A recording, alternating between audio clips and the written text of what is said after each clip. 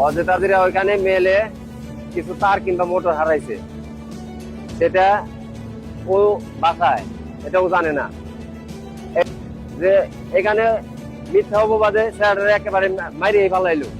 অজেতাদি তার 4 জন কর্মী ছিল, কর্মচারী, আর একজন ছিল তার সহকর্মী আতা। আমি চিনি 5-6 জনে বড় পিটানি যারে কয়, ইচ্ছা মতো পিটাইছে। এবার চোর ধরছে, চোর হইলো পশিদার পোলা সফল। ওর জবান মন্দি নিছে কেরা আসল ক, ও বলছে শঙ্কর আসল। এবার ওরে ধরে লয় 2-3 দল বল পাঠাইছে, পাই নাই। এবার ওর বাপের ঠের দিয়েছে যে যদি পোলা ভালো মতো নিয়ে যাস ভালো, আর না হইলে চুপ মানুষ তোর সিদ্ধা মেরালাম তারালে বাচ্চারা। মানে হিন্দু দিকে হয়তো হয়তো জোর কাটাইছে। যাই হোক, ওর সাথে আর 2 জন ছিল, একজন নাম ছিল জিল্লু, আরেকজনের নাম ছিল হলো দুলাল। এটা হইলো যে মারা গেছে মামা সহ তারে নিয়ে গেছিল, যে মুরব্বীরা যেহেতু এত ই করতেছে, তোর কোনো অপরাধ থাকলে আমি শাসন করে নিয়ে আমু কিংবা আমি দেহমু। আর ও যে যেদিন চুরি হয়েছে ওর নাম দিছে মিথ্যা অপবাদে, ও তো যেদিন ছিল ওর কথা বলছে ওদিন সে বাসাই ছিল। এতে গ্রামবাসী সবাই কম বেশি দেখছে, এই কারণে আরো গ্রামবাসী সহ এই যে দেখছেন তার ভালোবাসা লিখে সবাই ছুটে আইছে যে এখানে মিথ্যা অপবাদে স্যার একেবারে মারিয়ে ফেলাইলো। তো যাই হোক, এবার গেছে মেলে অজেতাজি, তার 4 জন কর্মী ছিল, কর্মচারী, আর একজন ছিল তার সহকর্মী আতা। আমি চিনি না তারে, তার নাম শুনছি, তার নাম বলে আতা।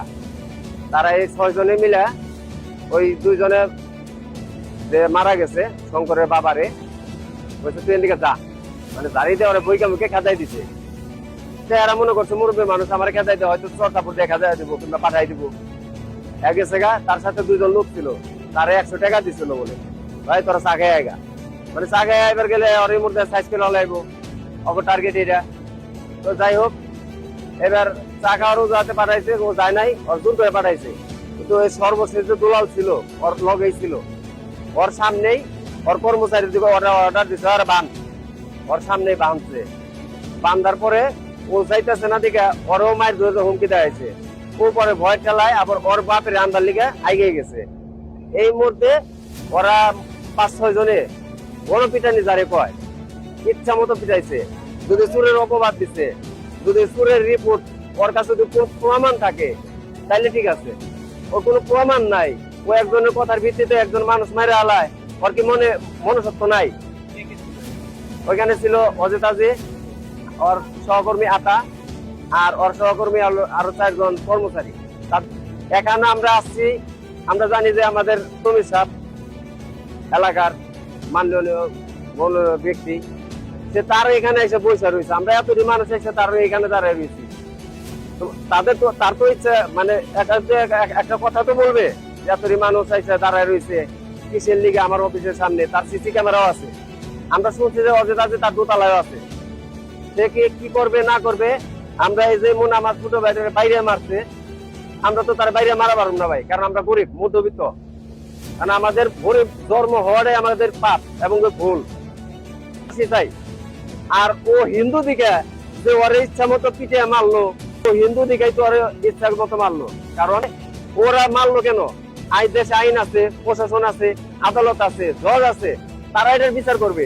যদি তারা বিচার না করে, তার বাপ আছে, সবাই মিলে বিচার করবে। তাহলে আপনারা নিজের হাতে আইন উঠাই নিলেন, এটা কি ভালো হলো? স্যারের দুনিয়া থেকে বিদায় করে দিলেন মারিয়া। আর মারছেন তো মারছেন, 7টা দিনে একটা দিন খবরও নিলেন না স্যারটা পয়সা আছে মরে গেছে। ওর তো গরিব, ওর তো টাকা পয়সাও নাই। তাহলে তুই একটা ওষুধ পাতি কিনা দেই কিংবা মেডিকেল খরচ করাই কিংবা আমি একটু চিকিৎসা করাই, এত হইলেও তো তারা গার্জেন সান্ত্বনা পাইতো, সান্ত্বনাটাও দেয় নাই। আজকে মারা গেছে, আজকে ওই দোকানের উপরে এসে পয়সা রয়েছে।